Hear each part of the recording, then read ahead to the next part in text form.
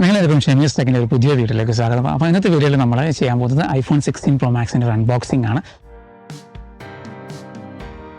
അപ്പോൾ എൻ്റെ കയ്യിലുള്ളത് ഇപ്പോൾ ഡെസേർട്ട് ടൈറ്റാനിയം എന്ന് പറഞ്ഞൊരു മോഡലാണ്. 16 Pro Max ആണ് എൻ്റെ കയ്യിലുള്ളത്. 512 MB ഉള്ളതാണ്. നമുക്കപ്പോൾ അതിന് അൺബോക്സിങ്ങും അതിൻ്റെ ഒരു ചെറിയൊരു റിവ്യൂവും കൂടിയാണ് ഞാൻ ഈ വീഡിയോയിൽ കാണിക്കാൻ പോകുന്നത്.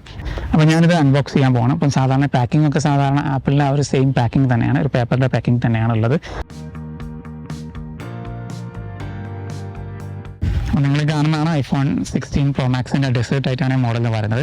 അപ്പോൾ നിങ്ങളിപ്പം കമ്പാരിറ്റീവ്ലി നിങ്ങൾ 14 Pro അല്ലെങ്കിൽ 15 Pro ഒക്കെ ആയിട്ട് കമ്പയർ ചെയ്യുമ്പോൾ ഓൾമോസ്റ്റ് ഭയങ്കര സിമിലാരിറ്റിയാണ്. വലിയ വലിയ മാറ്റങ്ങളൊന്നും ഇതിൽ കാണാനില്ല. അപ്പോൾ നമുക്ക് ബോക്സിൽ എന്തൊക്കെയാണ് ഉള്ളത് നമുക്ക് നോക്കാം.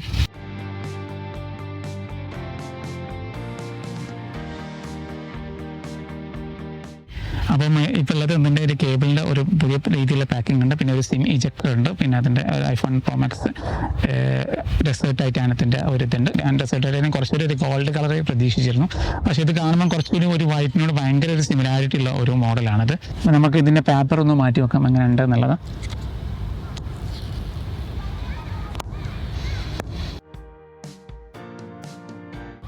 അപ്പോൾ ഇത് ഓണായി വന്നിട്ടുണ്ട്, നമുക്ക് കാണാൻ പറ്റും. അതിൻ്റെ ഒരു വെൽക്കം നോട്ട് പോലെയുള്ള ഒരു സംഭവം കാണുന്നുണ്ട്.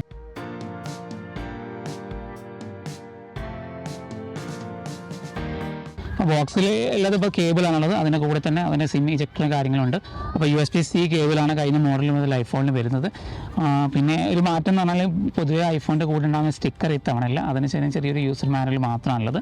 അപ്പോൾ ഈ കാണുന്നതാണ് ശരിക്കും ഇതിൻ്റെ പുതുതായിട്ട് വന്ന ഒരു ക്യാമറ കൺട്രോളിൻ്റെ ബട്ടൺ എന്ന് പറയുന്നത്. പിന്നെ ഒരു പവർ ബട്ടൺ ഉണ്ട്, പിന്നെ പതിവ് പോലെ തന്നെ volume up volume down buttons, സിമ്മിൻ്റെ ഒരു ട്രേ ഉണ്ട്, കസ്റ്റമൈസ് ചെയ്യാൻ പറ്റുന്ന ഒരു ബട്ടൺ ഉണ്ട്. മുൻപ് അത് സൈലൻറ്റ് ബട്ടൺ ആയിരുന്നു, നമുക്ക് ഫോൺ സൈലൻ്റ് ആക്കാനുള്ള ഒരു ബട്ടണായിരുന്നു. അപ്പോൾ അത് കസ്റ്റമൈസ് ചെയ്യാനുള്ള രീതിയിലാണ് ഇപ്പോൾ ഉള്ളത്.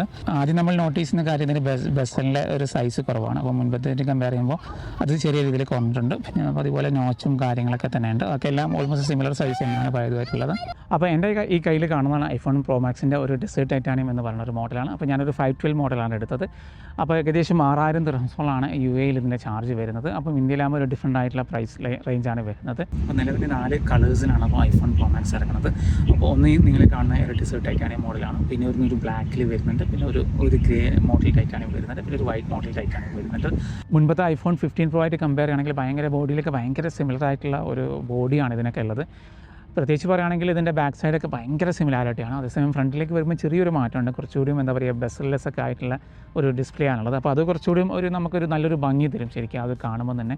കാരണം ഒരു എന്താ പറയുക എഡ്ജ് ഡിസ്പ്ലേ പോലെയൊക്കെ വരുന്നുണ്ട്. ഐഫോൺ പ്രധാനമായും 3 മാറ്റങ്ങളാണ് ഈ പ്രാവശ്യത്തെ മോഡലിൽ കൊണ്ടുവന്നിട്ടുള്ളത്. അപ്പം ഒന്ന് ബാറ്ററിയിലുള്ള മാറ്റമാണ്, പിന്നെ ഒന്ന് ഡിസ്പ്ലേയിലുള്ള മാറ്റമാണ്, പിന്നെ ഒന്ന് ക്യാമറയിലുള്ള മാറ്റമാണ്. അപ്പോൾ ഡിസ്പ്ലേയിൽ എന്ന് പറഞ്ഞാൽ ഞാൻ നേരത്തെ പറഞ്ഞ പോലെ തന്നെ എഡ്ജ് ഡിസ്പ്ലേയും 120 Hz ഉള്ള ഡിസ്പ്ലേ ഒക്കെ ആണുള്ളത്. 120 Hz കഴിഞ്ഞിലുണ്ടായിരുന്നു, പക്ഷേ കുറച്ചുകൂടി ബെറ്റർ ആയിട്ടുണ്ട്. പിന്നെ ബാറ്ററി ലൈഫിൽ പറയുകയാണെങ്കിൽ അവർ ഒരു സ്പെസിഫിക് ആയിട്ട് പറയുന്നില്ലെങ്കിൽ കൂടിയിട്ട് ഒരു 3 മണിക്കൂറിലധികം കൂടുതൽ യൂസ് ചെയ്യാൻ പറ്റുന്നതാണ് അവരെ ഒരു സ്റ്റേറ്റ്മെൻറ്റിൽ ഉണ്ടായിരുന്നത്. പിന്നെ ക്യാമറയിലാണ് കാര്യമായ മാറ്റങ്ങൾ വന്നിട്ടുള്ളത്. അവർ നേരത്തെ മുൻപുണ്ടായിരുന്ന അൾട്രാ വൈഡ് ക്യാമറ ഒരു 48 മെഗാപിക്സലായിട്ട് മാറ്റിയിട്ടുണ്ട്. അപ്പോൾ നിങ്ങളൊരു അൾട്രാ വൈഡ് ഫോട്ടോ എടുക്കുന്ന ആളാണോ അല്ലെങ്കിൽ മാക്രോ ഫോട്ടോഗ്രാഫി എടുക്കുന്ന ആളാണെങ്കിൽ നിങ്ങൾക്ക് നല്ല രീതിയിൽ ഉപകാരപ്പെടുന്ന ഒരു ചേഞ്ചാണത് ശരിക്കും. പിന്നെ ഒരു ക്യാമറ കൺട്രോൾ എന്ന് പറഞ്ഞൊരു ബട്ടണും കൊണ്ടുവന്നിട്ടുണ്ട്. അപ്പോൾ ഫോണിൻ്റെ സൈഡിലായിട്ട് നമുക്ക് ക്യാമറ ആക്സസ് ചെയ്യാനും അതുമായിട്ട് ബന്ധപ്പെട്ട കാര്യങ്ങൾ ചേഞ്ച് ചെയ്യാനൊക്കെ വേണ്ടിയിട്ട്. അപ്പോൾ നിലവിലത് ക്യാമറയ്ക്ക് മാത്രമാണെന്നുള്ള നിലക്കാണ് അവർ അനൗൺസ് ചെയ്തിട്ടുള്ളത്. ബാക്കി ഫംഗ്ഷനാലിറ്റീസ് ഒന്നും അവർ യൂസ് ചെയ്യില്ല എന്നാണ്. അവർ പ്രത്യേകം ബട്ടൺ അല്ല, അതൊരു ക്യാമറ കൺട്രോൾ എന്നുള്ളൊരു പേരിൽ തന്നെയാണ് കൂടുതലും അനൗൺസ് ചെയ്തിട്ടുള്ളത്. അപ്പം കൂടുതൽ ഫംഗ്ഷനാലിറ്റീസ് ഒന്നും ആ ബട്ടൺ കൊണ്ട് ഉണ്ടാവും തോന്നുന്നില്ല. അപ്പം നിങ്ങൾ ക്യാമറ പെട്ടെന്ന് നമുക്ക് ക്വിക്കായിട്ട് ആക്സസ് ചെയ്യാനും ക്യാമറയ്ക്ക് സൂം ചെയ്യാനും അല്ലെങ്കിൽ ക്യാമറയുടെ സെറ്റിങ്സ് ഒക്കെ മാറ്റാനും അതിന് വേണ്ടിയിട്ടാണ് അപ്പോൾ കാര്യമായിട്ട് യൂസ് ചെയ്യുന്നത്. ക്യാമറ ഉപയോഗിക്കുന്ന മറ്റ് ആപ്പുകൾക്കും ഇതിൻ്റെ ഫംഗ്ഷനാലിറ്റീസൊക്കെ യൂസ് ചെയ്യാനൊക്കെ പറ്റും. സ്നാപ്ചാറ്റ്, ഇൻസ്റ്റാഗ്രാമിനൊക്കെ ആ ഒരു കൺട്രോൾ വെച്ചിട്ടുള്ള കാര്യങ്ങളൊക്കെ ഉപയോഗിക്കാനും പറ്റും. പിന്നെ ക്യാമറയിലെ മറ്റൊരു കാര്യം എന്ന് പറഞ്ഞാൽ വീഡിയോ എടുക്കുന്നവർക്കാണ്. പ്രത്യേകിച്ച് ഈ മൊബൈൽ ഫോൺ ക്യാമറകളിൽ ഏറ്റവും ബെറ്ററായിട്ട് വീഡിയോ എടുക്കുന്നത് ഐഫോണാണ് ശരിക്കും. അപ്പോൾ ഇത്തവണത്തെ ഐഫോണിൽ അവർ കൊണ്ടുവന്ന കാര്യം എന്ന് പറയുന്നത് പറഞ്ഞാൽ നമുക്ക് 4K വീഡിയോ 120 ഫ്രെയിം പെർ സെക്കൻഡിൽ എടുക്കാൻ പറ്റും. അതൊരു ഭയങ്കര ഒരു അഡ്വാൻറ്റേജ് ഉണ്ടാണ് 4K വീഡിയോ എന്ന് പറഞ്ഞാൽ. അത്യാവശ്യം നല്ല ക്വാളിറ്റിയിൽ തന്നെ നമുക്കത് 4K വീഡിയോ എടുക്കാനും പറ്റും. പിന്നൊരു കാര്യം എന്ന് പറയുന്നത് ഐഫോണ് പുതുതായിട്ട് 4 മൈക്രോഫോണുകൾ ഫോണിന് ഇൻട്രൊഡ്യൂസ് ചെയ്തിട്ടുണ്ട്. അതിന് കൂടി തന്നെ നമുക്കതിൻ്റെ ഒരു സ്റ്റുഡിയോ മോഡ് എന്ന് പറഞ്ഞിട്ടുള്ളൊരു മോഡൊക്കെ ഉണ്ട്. നമുക്ക് എടുത്തതിന് ശേഷം നമുക്കത് പിന്നെ ഓഡിയോൻ്റെ സ്റ്റൈലൊക്കെ മാറ്റാൻ പറ്റുന്നുണ്ട്. അപ്പം അതും നല്ലൊരു ഫീച്ചർ തന്നെയാണ്. കാരണം നമുക്ക് നല്ല നോയ്സ് ക്യാൻസലേഷനും കാര്യങ്ങളൊക്കെ അതിൽ നിന്ന് കിട്ടും. ഒരു സ്റ്റുഡിയോ മൈക്കിൻ്റെ ക്വാളിറ്റിയിലേക്ക് നമുക്ക് സൗണ്ട് കിട്ടും. പിന്നെ എന്താ പറയുക നമ്മളെ കാറ്റ് അല്ലെങ്കിൽ പിന്നെ പുറത്തുണ്ടാകുന്ന ഡിസ്റ്റർബൻസും അതൊക്കെ നമുക്ക് ഒറ്റ ഒരു ക്ലിക്ക് കൊണ്ട് തന്നെ മാറ്റാൻ പറ്റും. അപ്പോൾ അത് വീഡിയോ എടുത്ത് കഴിഞ്ഞിട്ട് നമുക്ക് എഡിറ്റിൽ അതിൻ്റെ സ്റ്റുഡിയോ ഇതിലേക്ക് പോകാനുള്ളൊരു ഓപ്ഷൻ ഉണ്ട്. അപ്പോൾ അതുപോലെ തന്നെ ഐഫോണിൻ്റെ ആ ഒരു സ്റ്റെബിലിറ്റിയാണ്. കാരണം ശരിക്കും ഗിംബലിനൊന്നും ആവശ്യമില്ല, അവൻ അത്യാവശ്യം നല്ല രീതിയിൽ നിങ്ങൾ സ്റ്റേബിളായിട്ട് നിങ്ങൾക്ക് വീഡിയോ എടുക്കാനൊക്കെ പറ്റും. പിന്നെ മറ്റൊരു കാര്യം ഇമ്പ്രൂവ്മെൻറ്റ് വന്നിരിക്കുന്നത് ഫോട്ടോഗ്രാഫി സ്റ്റൈൽസിലാണ്. അപ്പോൾ കഴിഞ്ഞതിലൊക്കെ ഉണ്ടായിരുന്ന ഒരു ഫോട്ടോഗ്രാഫി സ്റ്റൈൽ തന്നെയാണ്, പക്ഷേ അത് കുറച്ചുകൂടി ഇമ്പ്രൂവ് ആയിട്ട് കുറച്ചുകൂടി കസ്റ്റമൈസ് ചെയ്യാനുള്ള ഓപ്ഷൻസൊക്കെ വന്നിട്ടുണ്ട്. നമുക്ക് പ്രത്യേക തരത്തിൽ ഒരു പ്രത്യേക സ്റ്റൈലിലൊക്കെ ഫോട്ടോ എടുക്കുന്ന ആൾക്കാരാണ് നിങ്ങളെങ്കിൽ അതിന് പറ്റിയ രീതിയിൽ നിങ്ങൾക്ക് ഫോട്ടോഗ്രാഫി സ്റ്റൈൽ സെറ്റ് ചെയ്യാനൊക്കെ പറ്റുന്നുണ്ട്. പിന്നെ കാര്യമായിട്ട് ഇപ്പോൾ ഫോണിൽ പറയുന്നത് ആപ്പിൾ ഇൻ്റലിജൻസ് ആണ്. അപ്പം ശരിക്കും അത് ആപ്പിൾ അനൗൺസ് ചെയ്തെങ്കിലും അത് ഫോണിൽ അവൈലബിൾ ആയി തുടങ്ങിയിട്ടില്ല. അപ്പോൾ മിക്കവാറും ഈ വർഷത്തിൻ്റെ അവസാനത്തോടു കൂടിയൊക്കെ അവൈലബിൾ ആകും. അപ്പോൾ നിങ്ങൾ അത് ആപ്പിൾ ഇൻ്റലിജൻസ് മാത്രം ബേസ് ചെയ്തിട്ട് നിങ്ങൾ ഫോൺ എടുക്കുകയാണെങ്കിൽ അത് നിങ്ങൾക്ക് ഇപ്പം യൂസ്ഫുൾ ആവില്ല.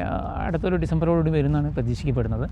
അപ്പോൾ നിങ്ങൾ ഐഫോൺ വാങ്ങാൻ ഉദ്ദേശിക്കുന്നുണ്ടെങ്കിൽ എൻ്റെ ഒരു ഒപ്പീനിയനിൽ നിങ്ങൾ ഐഫോൺ 14 അല്ല ഐഫോൺ 15 യൂസറോ ആണെങ്കിൽ നിങ്ങളത് അപ്ഗ്രേഡ് ചെയ്യാതിരിക്കുന്നതാണ് നല്ലത്. കാരണം അതിനകത്രം വലിയൊരു ചേഞ്ചസ് ആ മോഡലിനല്ല. അതേസമയം നിങ്ങൾ ഐഫോൺ 13 താഴെയാണെങ്കിൽ നിങ്ങൾക്ക് തീർച്ചയായിട്ടും ചേഞ്ച് ചെയ്യാൻ പറ്റുന്നതാണ്. കാരണം 18 Pro ചിപ്പൊക്കെ വന്നപ്പോൾ അത്യാവശ്യം നല്ല സ്പീഡുണ്ട്, ഡിസ്പ്ലേയിൽ വന്ന മാറ്റങ്ങളുണ്ട്, ക്യാമറയിൽ വന്ന മാറ്റങ്ങളുണ്ട്, നോച്ചൊക്കെ വന്നിട്ടുണ്ട്. അപ്പോൾ ഐഫോൺ 13 നോച്ച് ഇങ്ങനത്തെ നോച്ച് ആയിരുന്നില്ല. പിന്നെ ഡൈനാമിക് ഐലൻഡ് ഉണ്ട്. അങ്ങനത്തെ കാര്യങ്ങളൊന്നും ഐഫോൺ 13 താഴോട്ടുള്ള മോഡലുകളില്ലായിരുന്നു. അപ്പം അത് നിങ്ങൾ ട്രൈ ആവുന്നതാണ്.